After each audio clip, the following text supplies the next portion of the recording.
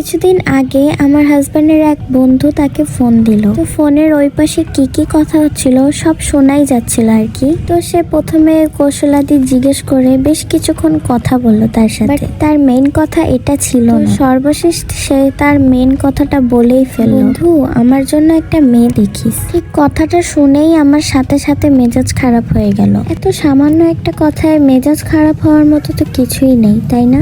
কিন্তু আসল ঘটনাটা বলি। দিনে যার নামটা দেখেছি সে আসলে একজন বিবাহিত বন্ধু। তো সেই লোকটার মেয়ে দেখিস কথাটা বলাতে আমার সন্দেহটা বেড়ে গেল। মানে কার জন্য মেয়ে দেখবে? আর মেয়ে দেখবে মানে তার তো বউ আছে। তারপর কথা শেষ হওয়ার পর হাজবেন্ড ফোন রাখার পর শুনলাম তার বউ বাপের বাড়ি আছে। ভয়াবহ কথা কি জানেন? কয়েকদিন আগে এই লোকটাই একজন ভালো ডাক্তারের খোঁজ করছিল, কারণ তার বউয়ের বাচ্চা হয় না। তো আমি প্রেগনেন্সির সময় যাকে দেখাতাম তার অ্যাপয়েন্টমেন্ট নেয় এবং ডাক্তার দেখায়ও, কিন্তু যখন তাদের অনেকগুলো টেস্ট দেওয়া হয় তখন সে চিকিৎসা করতে নারাজ। সে তার বউকে এত চিকিৎসা করাবে না, তার নাকি এত টাকা নেই। তো আমার কথা হলো, তাহলে আরেক বউ বিয়ে করার টাকা কোত্থেকে আসবে? পৃথিবীতে কত বেহায়া মানুষ থাকে, বউকে বাপের বাড়ি পাঠায় সে আরেকটা বিয়ে করার জন্য মেয়ে খুঁজতেছে। স্টুপিড লোকজন।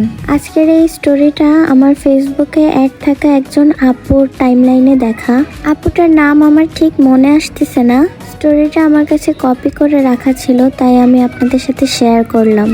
তো এই স্টোরির ব্যাপারে আপনাদের কি মতামত অবশ্যই জানাবেন, লাইক কমেন্ট শেয়ার করবেন। আল্লাহ হাফেজ।